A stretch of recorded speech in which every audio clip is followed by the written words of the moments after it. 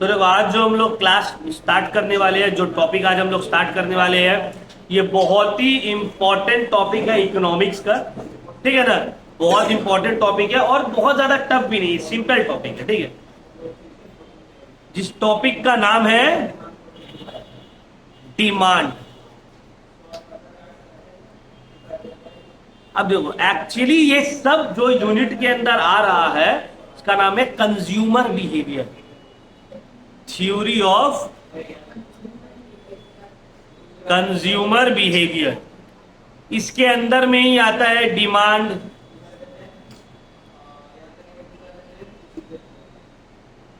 Comma, supply, elasticity of demand and supply, ये सब इसी के अंदर आ जाते हैं पूरा।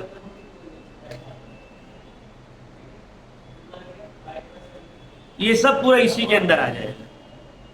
ये चैप्टर बहुत सिंपल है, इजीली समझ में आ जाता है। अगर थोड़ा सा ध्यान दोगे तो इजीली समझ में आ जाएगा कि हाँ क्या बोला जा रहा है, और अगर ध्यान नहीं दे रहे तो समझ ही में नहीं आएगा कि वो क्या है, लगेगा सर के ऊपर से जा रहे हैं। समझ में? तो चलो स्टार्ट करते हैं। एकदम बेसिक टॉपिक, डिमांड। अब देखो, सबसे पहले ये समझेंगे सर, डिमांड वर्ड का मतलब क्या है, डिमांड का मतलब क्या होता है। और डिमांड समझने से पहले हमको समझना होगा वांट को। वांट का क्या मतलब है? बोलो शाकिब, वांट क्या चाहिए तुमको? कुछ भी चीज का तो पैसा तो खरीद लो। वांट का मतलब क्या होता है? वांट का मतलब होता है विश और डिजायर टू हैव समथिंग। चाहत, wish, desire to have something which is not backed by the purchasing power. अब तुम गए रोड से देख रहे हो, तेरा कितना खूबसूरत कार आ रहा है, तुम्हारा दिल है मेरा पास भी एक तो कार रहता है, हमको भी ऐसे एक कार चाहिए। ये तुम्हारा दिल है, लेकिन तुम्हारा अकाउंट में तो सिर्फ 37 रुपया है। उसमें तुम 37 लाख का गाड़ी कैसे खरीदोगे? तो ये क्या हो गया? दिस इज डिजायर और विश टू हैव समथिंग। तो वांट मीन्स डिजायर और विश टू हैव समथिंग। लेकिन जब तुमको कोई चीज चाहिए, जैसे तुम नीचे उतरे, तुम यार बहुत प्यास लग रहा है, चलो 10 रुपए वाला कैंपा खरीद ले रहे।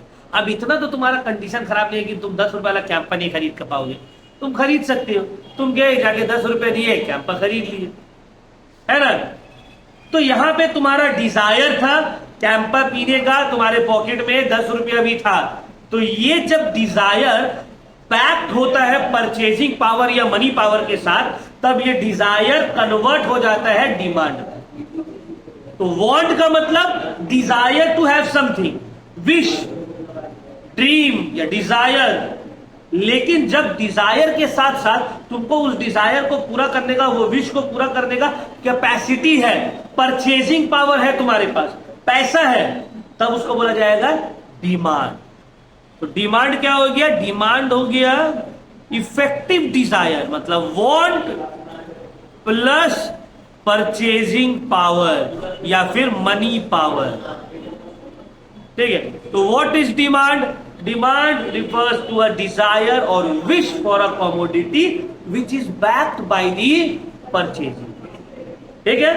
तो विदाउट परचेजिंग पावर, जैसे हम सर हमको ये चाहिए, वो चाहिए, ये चाहिए, ये तुम्हारा डिमांड हो गया। तुम बाहर निकले, तुमको बहुत सारा चीज अच्छा लगा, बहुत सारा चीज तुमको चाहिए, तो वो सब तुम्हारा डिमांड हो गया। नहीं, वो सब तुम्हारा डिजायर है।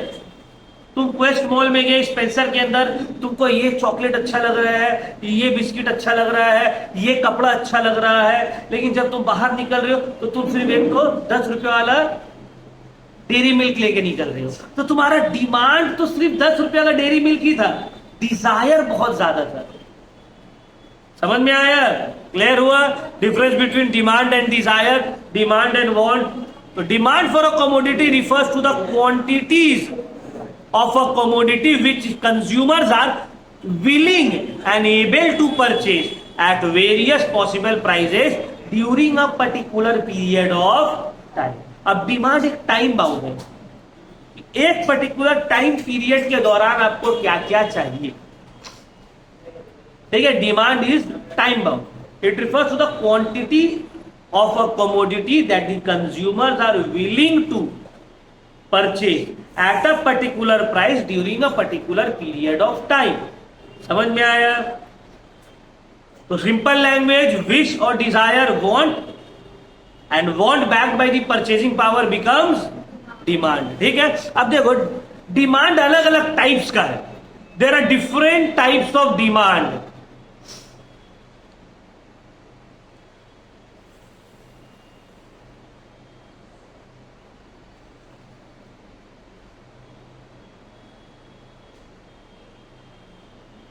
एक है तुम्हारा जॉइंट डिमांड, दूसरा है तुम्हारा डिराइव्ड डिमांड,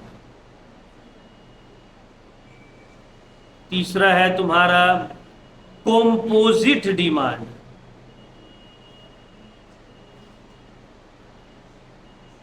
फिर है तुम्हारा x post and x anti demand. अलग अलग टाइप्स ऑफ डिमांड। अब क्या मतलब है सर इसका? फिर आता है तुम्हारा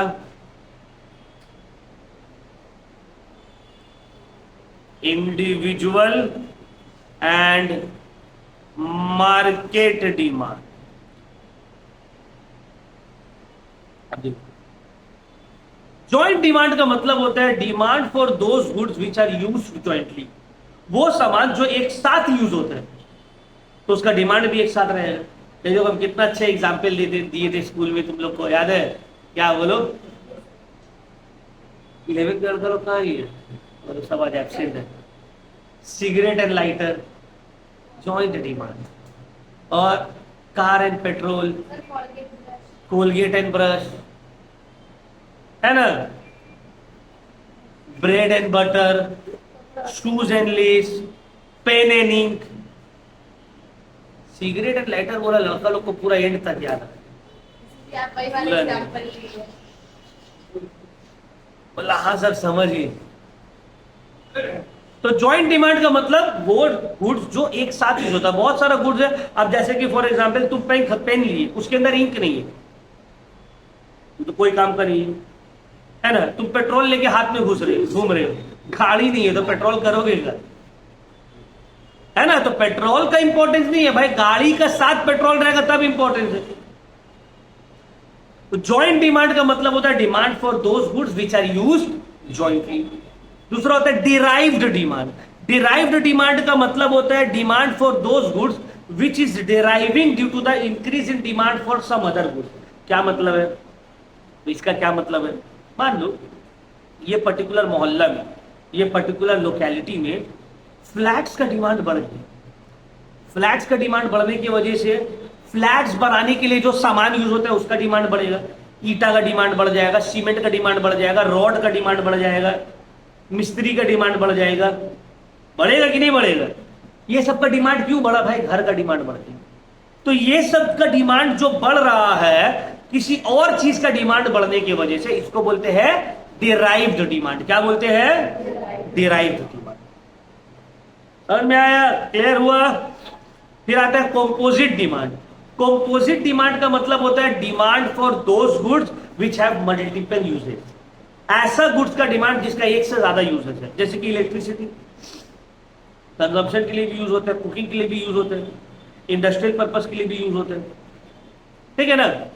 फिर तुम्हारा मेटल्स इंडस्ट्रियल पर्पस के लिए भी यूज होता है, कंस्ट्रक्शन के लिए भी यूज होता है, और भी बहुत सारा चीज में यूज होता है, फर्नीचर बनाने में यूज होता है।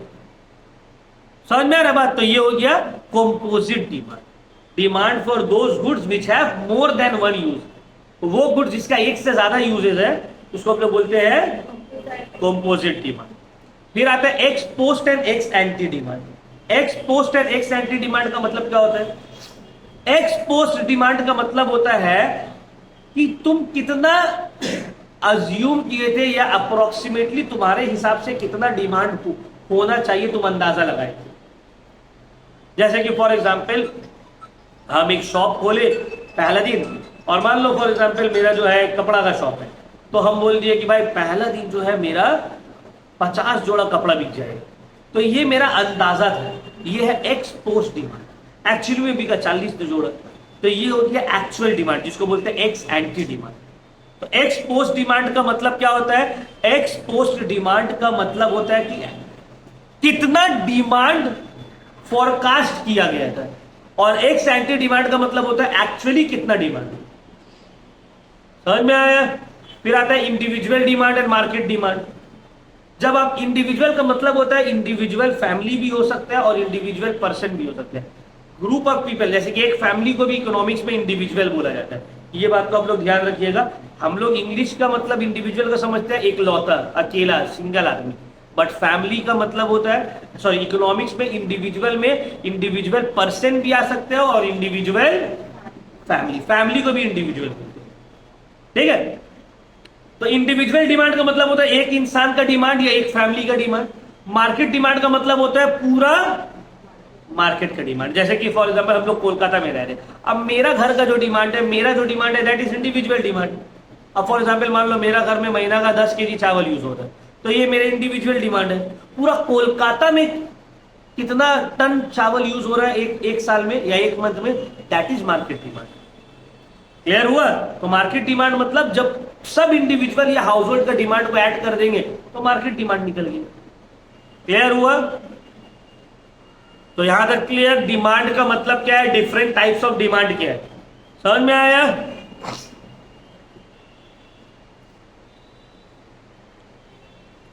चलो नेक्स्ट हम लोग आते हैं determinants of demand. Determinants of demand, या फिर इसको हम लोग बोलते हैं फैक्टर्स अफेक्टिंग डिमांड। क्या मतलब है सर इसका? अब देखो, अभी हम तुमसे पूछे कि तुम ये वाला वॉच क्यों पहनते हो, ये वाला फोन क्यों यूज किए, यहां पे क्यों गए थे, तो बोले सर मेरा दिल था, इसी वजह से हमको अच्छा लगा तो हम कर लिए। जबकि इन रियलिटी ऐसा होता नहीं है कि सर हमको अच्छा लगा तो हम खरीद लिए, या मेरा दिल था तो हम खरीद लिए। नहीं, तुम्हारा जो डिमांड है तुमको लगता है वो तुम्हारे वजह से, जबकि तुम्हारा जो डिमांड है वो बहुत सारे फैक्टर्स के वजह से है। उसी सब फैक्टर्स को हम लोग बोलते हैं डिटर्मिनेंट्स ऑफ डिमांड या factors affecting demand. Factors affecting demand या डिटर्मिनेंट्स ऑफ डिमांड का मतलब ये होता है कि ऐसा कौन कौन सा फैक्टर्स है जो इंसान का डिमांड को डिटरमाइन करने में हेल्प करता है। आपको लगता है कि हम कोई चीज क्यों खरीद रहे हैं, क्योंकि मेरा मर्जी है, बट एक्चुअली में आपका मर्जी नहीं है। बहुत सारा ऐसा फैक्टर्स है जो आपको मजबूर किया है वो सामान को खरीदने में, लेकिन आपको ये चीज पता नहीं चल रहा है। आपको लग रहा है हट ऐसा थोड़ी है, मेरा दिल था तो हम खरीदे, मेरा दिल नहीं रहता तो कोई हमको थोड़ी दिलवा देता। तुम्हारा दिल तो है, लेकिन तुम्हारा दिल को वो बनाया कौन कि हाँ भाई ये वाला खरीद लो। ये बहुत सारा फैक्टर्स है, उसी को हम लोग अभी पढ़ेंगे। नंबर 1 सबसे इंपॉर्टेंट फैक्टर, बुक इको को बुक लाए, सबसे इंपॉर्टेंट फैक्टर्स जो डिमांड को डिटरमाइन करता है, सबसे इंपॉर्टेंट फैक्टर जो डिमांड को डिटरमाइन करता है स्पेशली अपना इंडिया में, वो है प्राइस ऑफ द कमोडिटी। देखो हम लोग कोई भी चीज खरीदते हैं, एक मिडिल क्लास आदमी, तुम कोई मॉल गए, कपड़ा तुमको जितना भी पसंद आए, लेकिन तुम पहले घुमा के देखोगे दाम, ये पसंद आने लायक है या इसको इग्नोर करना है ना? ऐसे तो नहीं है कि भाई गए पसंद आया ले लो। तुम रेस्टोरेंट में गए तो तुम मेन्यू का लेफ्ट साइड में पहले नहीं देखते हो, पहले राइट में देखते। 600 600 600 600 300 ये वाला तो एक ऑर्डर कर दे, 300 वाला है ना? तो डिमांड को डिटरमाइन करने में बहुत इंपॉर्टेंट रोल प्ले करता है एक कमोडिटी का प्राइस। एक कमोडिटी का प्राइस बहुत इंपॉर्टेंट रोल प्ले करता है डिमांड को डिटरमाइन करने में। जनरली जब एक कमोडिटी का प्राइस महंगा होता है, ज्यादा होता है, तो उसका डिमांड कम होता है, और जब एक कमोडिटी का दाम कम होता है तो उसका डिमांड बढ़ता है। ठीक है, तो पहला फैक्टर्स इफेक्टिंग डिमांड में क्या आएगा? Price of the commodity. ठीक है, और प्राइस ऑफ द कमोडिटी में क्या लिखेंगे? That generally when the price of a commodity increases it's demand decreases and vice versa. सबसे पहला चीज, ऐसा नहीं है, इसका कुछ एक्सेप्शंस भी हम लोग आगे पढ़ेंगे, लेकिन इन जनरल रूल यही है कि जब प्राइस बढ़ेगा तो कोई चीज का डिमांड कम हो जाएगा। ठीक है, दूसरा आते हैं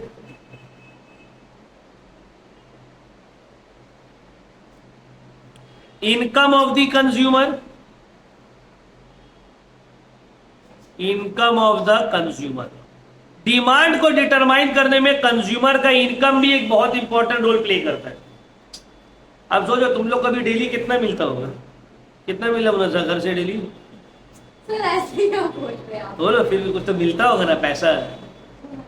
200, बाप रे बाप। 500 तुमको 100 कितना मिल रहा है शाकिब डेली घर से? फिर भी एवरेज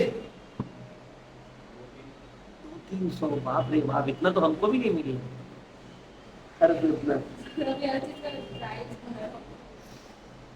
तो देखो, अब तुम सोचो जब तुम एकदम छोटी थी, क्लास 1-2 में थी, तुम्हारे पास 10 रुपया था, 10 रुपया 5 रुपया मिलता था, तो उस वक्त तुम्हारे ध्यान में चलता होगा अगर किसी दिन मेरा पास 200 रुपया आ गया, अब तो फिर मुकेश अंबानी को उधार दे देंगे थोड़ा पैसा। तो जनरली इंसान का जब इनकम बढ़ता है तो क्या होता है? अब तुमको लगता होगा यार 10 रुपए में कितना मजा करते थे, 200 हो जाता तो हम क्या ही करते। तो क्या 200 आया अभी तुमको बहुत मजा आ रहा है? तुमको लग रहा है फट यार 200 रुपया तो फट से खर्चा हो जा रहा है, क्या ही है, कम से कम 1000-2000 डेली मिलना चाहिए। जब एक टाइम में तुम्हारे पास 1000-2000 भी मिलने लगेगा तो भी तुमको कम लगेगा। रीजन क्या है कि जब एक कमोडिटी, जब एक इंसान का इनकम बढ़ता है तो उसका डिमांड भी बढ़ जाता है ना। एक गरीब आदमी है, वो 20,000 रुपये महीना कमा रहा है, वो सोच रहा है यार अगर हम 50,000 महीना कमाएंगे ना तब मजा आएगा। जब वो 50,000 कमाने लग जाता है तो उसका लाइफस्टाइल 50,000 की तरह हो जाता है ना। उसको लगता है कि नहीं यार अभी भी कम है। रीजन क्या है? When the income of the consumer increases the demand for normal commodities increases. जब एक इंसान का इनकम ज्यादा होगा तो उसका डिमांड भी, और इनकम कम रहेगा तो डिमांड भी। तो ये भी एक फैक्टर है डिमांड को डिटरमाइन करने में। अब तुमको डेली 200 मिल रहा है तो तुम 200 के हिसाब से खर्चा कर रही हो, किसी को 20 रुपए मिल रहा हो बेचारा 20 रुपए के हिसाब से खर्चा कर रहा है। समझ में आया? तीसरा जो मोस्ट इंपॉर्टेंट फैक्टर है जो डिमांड को डिटरमाइन करता है वो है prices of related goods. Prices of related goods. अब प्राइजेस ऑफ रिलेटेड गुड्स के अंदर दो आता है। एक आता है सब्स्टिट्यूट गुड्स और दूसरा आता है कॉम्प्लीमेंटरी गुड्स।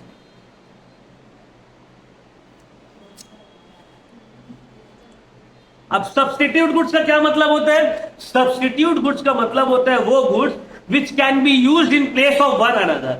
वो सामान जो एक दूसरे के बदले में इस्तेमाल हो सकता है उसको हम लोग बोलते हैं सब्स्टिट्यूट गुड्स। जैसे कि अब मान लो तुम्हारे घर में कोई मेहमान आया, तुमको बोली तुम्हारी मम्मी कि बाबू एक काम करो जाके जल्दी से थम्सअप लेके आओ।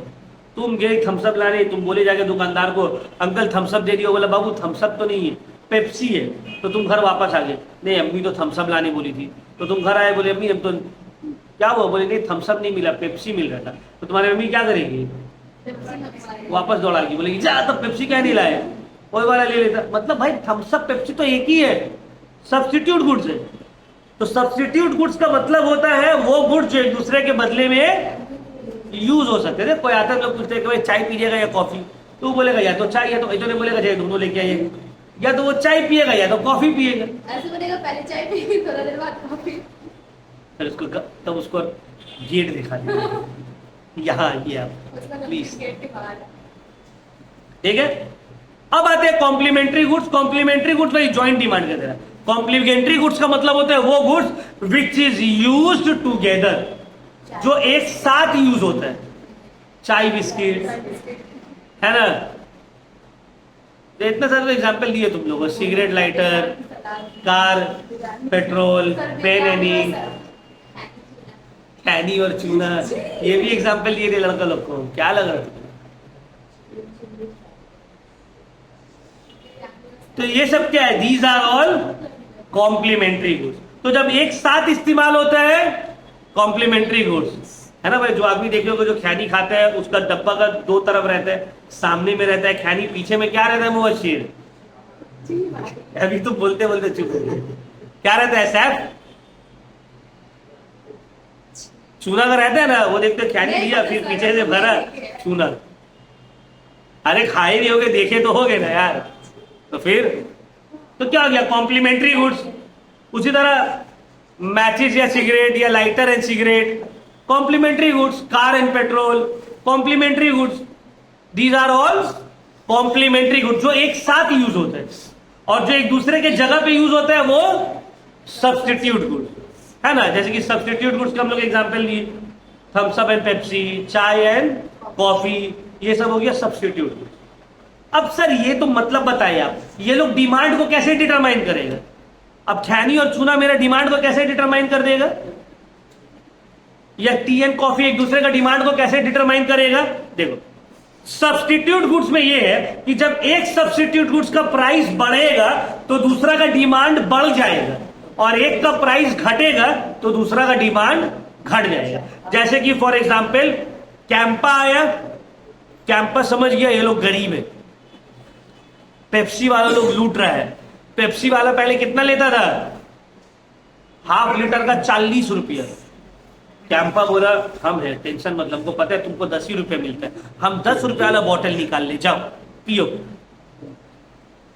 है ना। क्या हुआ? पेप्सी का डिमांड या अदर्स जितना है सबका डिमांड क्या हुआ? कम होने लग गया। सर पेप्सी का तो कोई गलती नहीं था इसमें, या बाकी सबका तो कोई गलती नहीं था।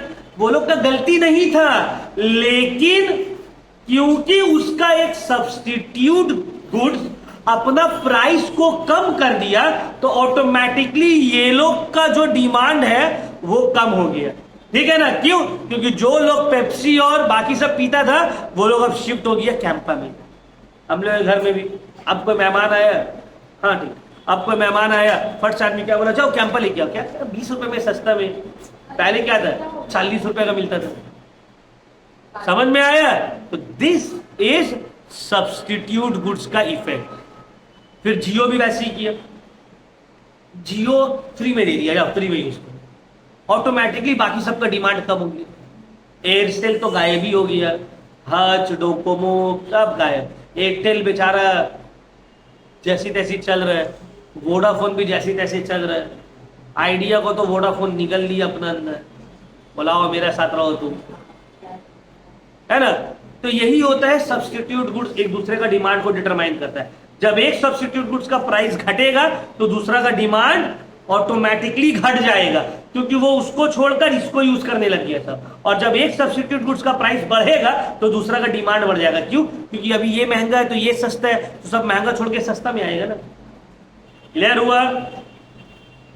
नेक्स्ट आते हैं हम लोग complementary goods. Sir complementary goods का क्या मतलब होता है? जैसे हम बताएं एक साथ यूज होता है, ये एक दूसरे का डिमांड को कैसे डिटरमाइन करेगा? पेट्रोल बहुत ज्यादा महंगा हो गया, कार का डिमांड क्या होगा? घट जाएगा। क्यों? क्योंकि भाई पेट्रोल में कार लगता है, सॉरी कार में पेट्रोल लगता है, ठीक है ना, कार में पेट्रोल लगता है। जब पेट्रोल बहुत ज्यादा महंगा हो गया, लोग कार खरीदना कम कर दिए। समझ में आ रहा है बात?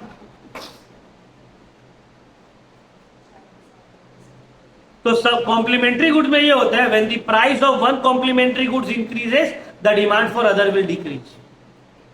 सिगरेट बहुत महंगा हो गया, अब वो इंसान छोड़ दिया सिगरेट पीना, तो अब जब सिगरेट नहीं पी रहा तो लाइटर का क्या करेगा?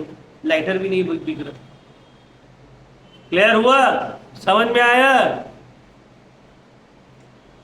नेक्स्ट आते हैं, ये हो गया prices of commodity, income of the consumer, price of related goods. ये तीन आपका डिमांड को डिटरमाइन करता है। इसके अलावा और क्या क्या डिमांड को डिटरमाइन करेगा? नंबर 4,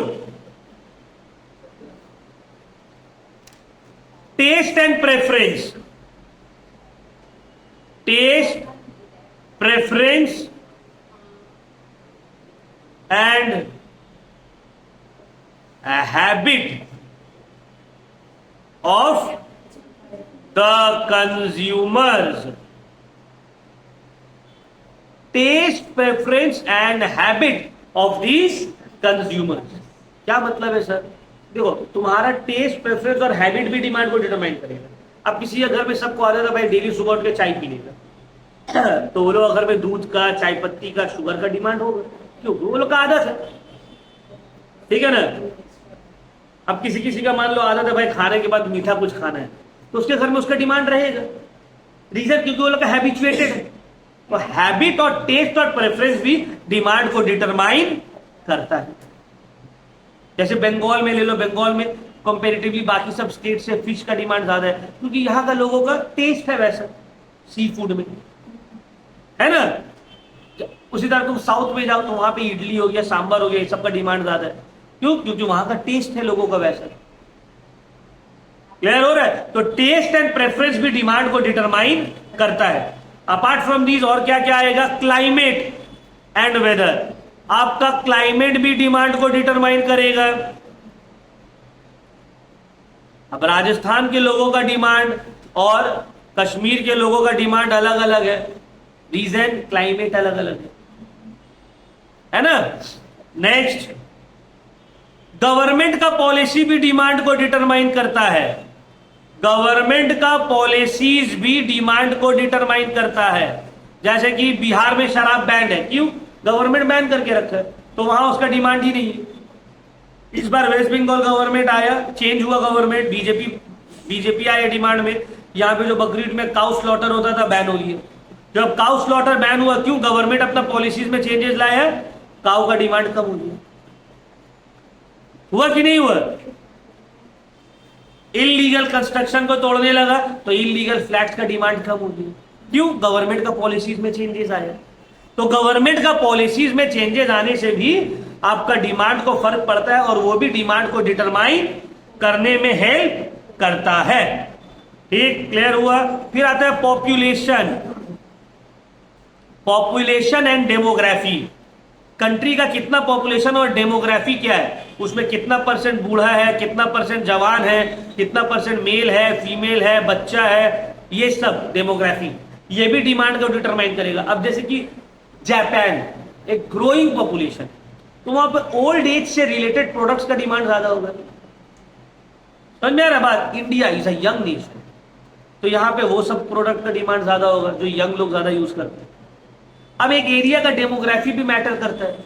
भाई ये एरिया में कितना परसेंट मेल है, कितना परसेंट फीमेल है, उस हिसाब से डिमांड डिटरमाइन होगा। ये एरिया में कितना बच्चा है, कितना स्कूल जाने वाला है, कितना कॉलेज जाने वाला है, ये सब फैक्टर डिमांड को डिटरमाइन करता है।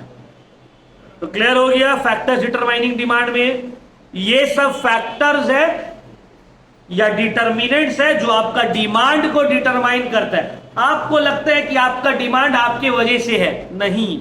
अभी तो टेक्नोलॉजी इतना फास्ट हो गया है।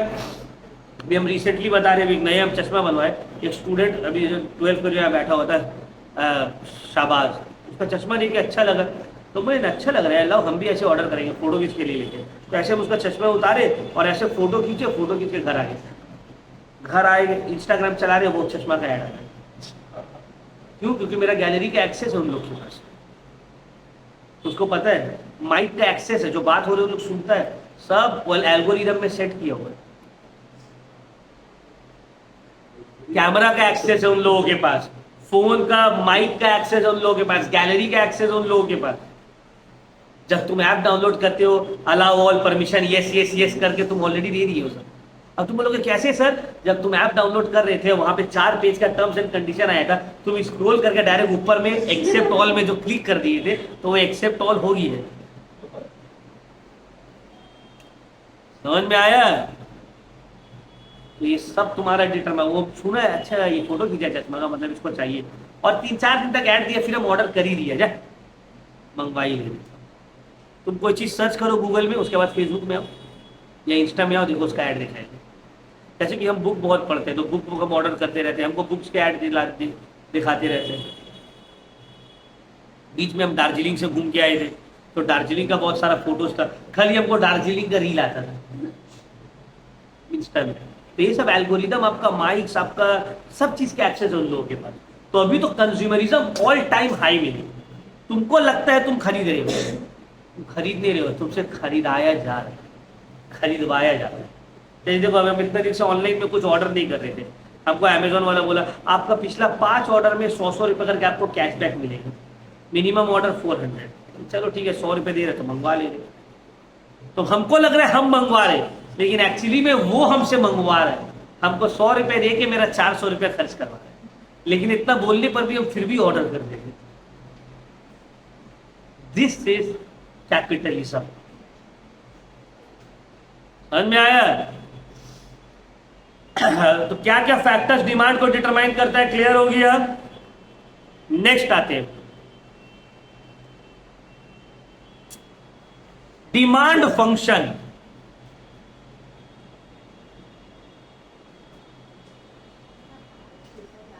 Now what is demand function?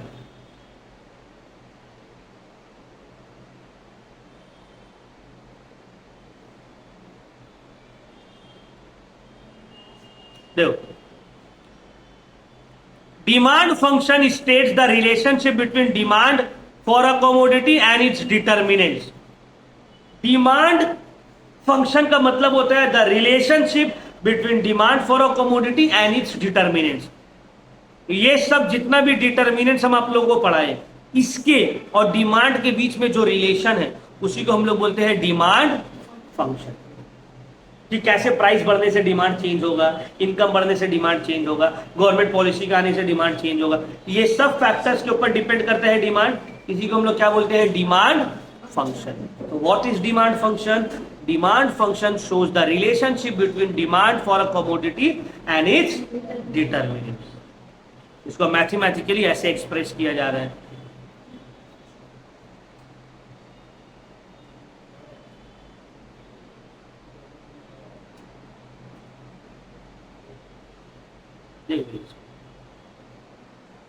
Clear हुआ? चलिए अब आगे बढ़ते हैं। डिमांड फंक्शन समझ में आ गया।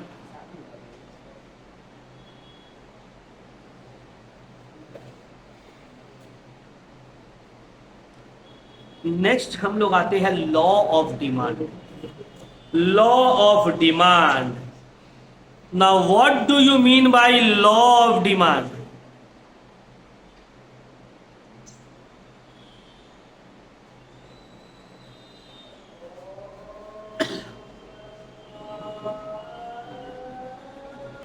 अब देखो, लॉ ऑफ डिमांड बोल रहा है, the law of demand states that the law of demand states that other things remaining constant, other things remaining constant, comma, when the price of any commodity increases, its quantity demanded decreases.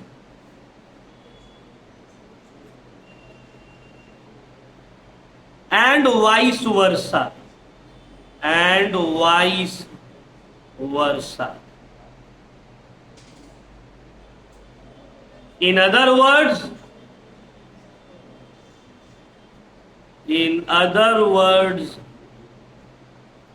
comma, there exists and inverse relationship, inverse क्या हुआ, हाँ, between the price of a commodity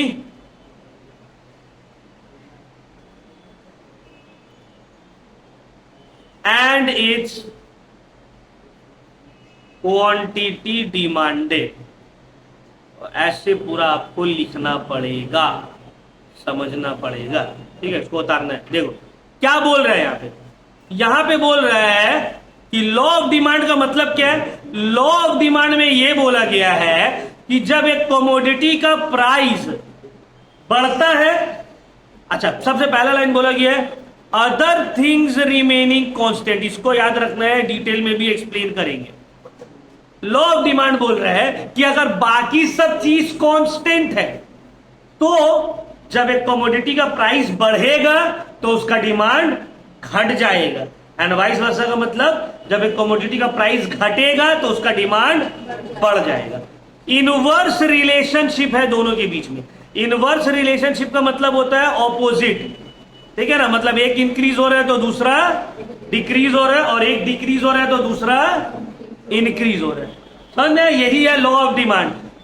commodity और price के बीच में inverse relation है, opposite relation है। एक increase होगा तो दूसरा डिक्रीज होगा, एक डिक्रीज होगा तो दूसरा इंक्रीज होगा, ठीक है। अब यहां पे एक बहुत इंपॉर्टेंट चीज यूज हुआ है जिसको हम लोग बोल रहे हैं अदर थिंग्स रिमेनिंग कांस्टेंट। ये अदर थिंग्स रिमेनिंग कांस्टेंट को हम लोग बोलते हैं अलग अलग नाम से। उसको बोला जाता है सेटेरस पेरिबस, सेटेरस पेरिबस, लग रहा है कोई नाम है, साइंटिफिक नेम है। सेटेरस पेरिबस, इसका मतलब होता है अदर थिंग्स रिमेनिंग कांस्टेंट या अनचेंज।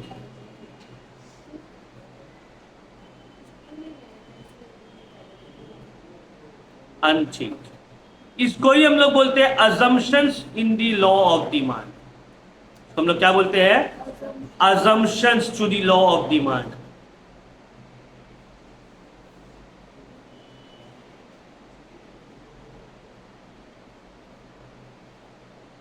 अब इसका मतलब होता है कि लॉ ऑफ डिमांड तभी एप्लीकेबल होगा जब सर्टेन अजम्पशंस को फुलफिल किया जाए। ये जो हम बोल रहे हैं कि प्राइस बढ़ेगा तो डिमांड घटेगा, प्राइस घटेगा तो डिमांड बढ़ेगा, ये वाला लॉ ऑफ डिमांड तभी एप्लीकेबल होगा जब सर्टेन अजम्पशंस के ऊपर हम चलेंगे। पहला अजम्पशन क्या है, पहला अजम्पशन इसमें यह है there should be no change in the income of the consumer. भाई कंज्यूमर का इनकम में चेंज नहीं आना चाहिए, क्योंकि अगर कंज्यूमर का इनकम में चेंज आ गया तो फिर डिमांड में चेंज आएगा। एक सामान अभी मिल रहा है 10 रुपए में, तुम्हारे पास पैसा नहीं है, कल को ये 15 रुपए में मिल रहा है लेकिन तुम्हारे पास पैसा है तो तुम ले लोगे, क्यों, क्योंकि तुम्हारे इनकम में चेंज आ गया ना। तो इनकम में चेंज आया, लॉ ऑफ डिमांड एप्लीकेबल नहीं। तो there should be no change in the income. Income बराबर है, इनकम सेम है। अब अगर प्राइस बढ़ रहा है तो डिमांड घटेगा, प्राइस घट रहा है तो डिमांड। दूसरा आता है there should be no change in the taste and preference of the consumer. Consumer का टेस्ट एंड प्रेफरेंस में कोई चेंज नहीं होना चाहिए। भाई चाय पीना छोड़ दिया, चाय का डिमांड कम हो गया उसके लिए, क्यों, प्राइस तो सेम है, वो छोड़ दिया। सिगरेट पीना छोड़ दिया, सिगरेट का डिमांड कम हो गया उसके लिए। समझ में आ रहा है। नॉनवेज खाना छोड़ दिया, नॉनवेज का डिमांड कम हो गया उसके लिए, क्यों, क्योंकि उसका चेंज क्यों हो रहा है, यहाँ पे डिमांड कम क्यों हो रहा है उसका, क्योंकि उसका टेस्ट एंड प्रेफरेंस में चेंज आया है, ठीक है। टाइम बहुत था तो चले गया बॉडी बनाने जिम में, अब डेली अंडा चिकन खा रहा है तो अंडा और चिकन का डिमांड बढ़ गया। क्यों? प्रेफरेंस में चेंज आया। समझ में आया? There should be no change in the taste and preference of the consumer. Consumer का टेस्ट एंड प्रेफरेंस में चेंजेस आएगा तो डिमांड में चेंजेस। ठीक है। तीसरा आता है there should be no change in government policy. Government का पॉलिसी में कोई चेंज नहीं होना चाहिए। भाई गवर्नमेंट यहां पे काउ स्लॉटर को बैन कर दिया, बकरीद के वक्त गाय सस्ता भी मिल रहा था तो लोग नहीं खरीद रहा। क्यों भाई? फंस जाएगा, जेल हो जाएगा, है ना, कम्युनल अनरेस्ट हो जाएगा। क्यों? गवर्नमेंट बैन कर दिया तो आप कैसे यूज करोगे उसको? क्लियर हुआ पॉइंट? समझ में आया? गवर्नमेंट बैन कर दिया। फॉर एग्जाम्पल मान लो एक पर्टिकुलर प्रोडक्ट को, अब वो प्रोडक्ट जितना सस्ता में मिलेगा लोग नहीं खरीदेगा क्योंकि बैन है गवर्नमेंट की तरफ से। तो गवर्नमेंट का पॉलिसी में चेंज नहीं होना चाहिए। और most important, there should be no change, there should be no change in the prices of related goods, in the prices of related goods. तो रिलेटेड गुड्स का प्राइसेस में भी चेंजेस नहीं होना चाहिए। अगर ये सब फैक्टर्स अनचेंज्ड है तभी लॉ ऑफ डिमांड काम करेगा। ये सब फैक्टर्स में चेंजेस आ रहे हैं तो लॉ ऑफ डिमांड काम नहीं करेगा। क्लियर हुआ? चलो नेक्स्ट हम लोग आते हैं डिमांड शेड्यूल। अब डिमांड शेड्यूल का क्या मतलब है? सर बताइए तो शेड्यूल का मीनिंग क्या होता है? What do you mean by schedule? बोलो, what do you mean by schedule? Schedule का मतलब टेबल है ना, टेबल है ना, रूटीन जो हम लोग बोलते हैं। तो डिमांड शेड्यूल का मतलब होता है जब हम लॉ ऑफ डिमांड क्या बोले, प्राइस बढ़ेगा तो डिमांड कम होगा और प्राइस घटेगा तो डिमांड बढ़ेगा। ये लॉ ऑफ डिमांड है। जब इसी लॉ ऑफ डिमांड का जो स्टेटमेंट है इसको हम एक टेबल के फॉर्म में शो कर रहे हैं उसको बोलेंगे डिमांड शेड्यूल। तो what is demand schedule? It is a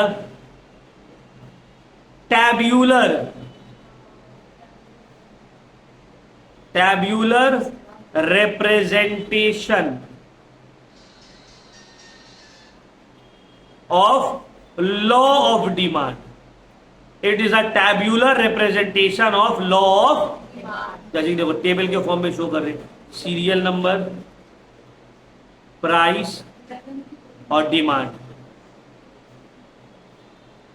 price था 10 रुपया, डिमांड था 12 यूनिट। प्राइस हो गया 8 रुपया, डिमांड हो गया 15 यूनिट। प्राइस हो गया 6 रुपया, डिमांड हो गया 20 यूनिट। प्राइस हो गया 4 रुपया, डिमांड हो गया 30 यूनिट। मतलब प्राइस घट रहा है, डिमांड, इसको हम एक टेबल के फॉर्म में शो कर दिए, ये हो गया डिमांड शेड्यूल। अब ये भी दो तरह का रहेगा, एक रहेगा इंडिविजुअल डिमांड शेड्यूल, जब हम एक इंसान या एक फैमिली का डिमांड को टेबल में शो कर रहे हैं तो वो हो गया। और दूसरा होता है मार्केट डिमांड शेड्यूल, जब हम पूरा मार्केट का डिमांड को टेबल में शो कर रहे हैं, जैसे कि सीरियल नंबर, प्राइस। अब यहां पे हाउस, मान लो household 1, household 2, household 3, तीनों का ऐड किया तब आ गया मेरा मार्केट डिमांड। अब 1 2 3 4, प्राइस है 10, 8 6 4। जब 10 रुपये था तो हाउस होल्ड का इसका डिमांड था 5 यूनिट, 4 यूनिट, 1 यूनिट। दाम घटा तो डिमांड बढ़ गया, हो गया 6 5 2। तो मार्केट डिमांड कितना हो गया 10, 10 से बढ़ के 13। फिर जैसे ही प्राइस घटा इसको हो गया 8 6 4। तो ये हो गया 18 यूनिट, फिर प्राइस और घटा तो फिर 10, 8, 6, ये हो गया 20। तो इस तरह से देखो हम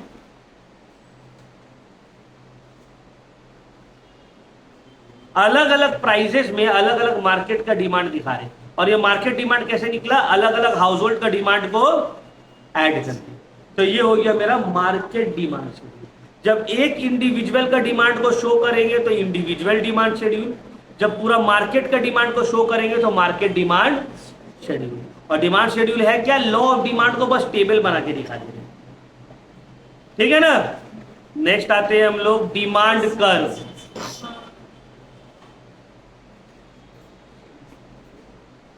क्या मतलब है सर डिमांड कर्व का, what do you mean bye demand curve. Curve का मतलब क्या होता है, कोई पिक्चर डायग्राम।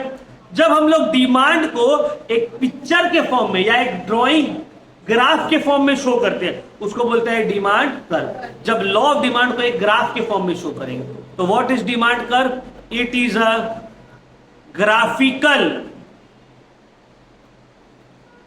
ग्राफिकल और pictorial representation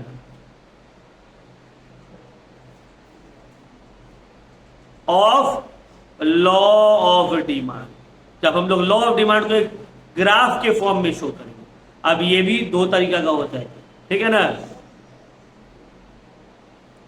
individual demand curve, जब एक इंडिविजुअल का डिमांड को शो कर रहे हैं, और दूसरा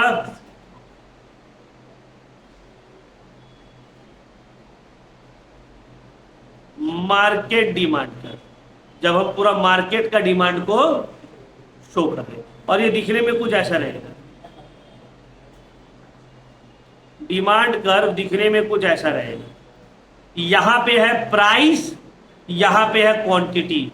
अब प्राइस जितना ज्यादा क्वांटिटी उतना कम, प्राइस जितना कम क्वांटिटी उतना, तो इसीलिए ये कर्व दिखने में कुछ ऐसा रहता है,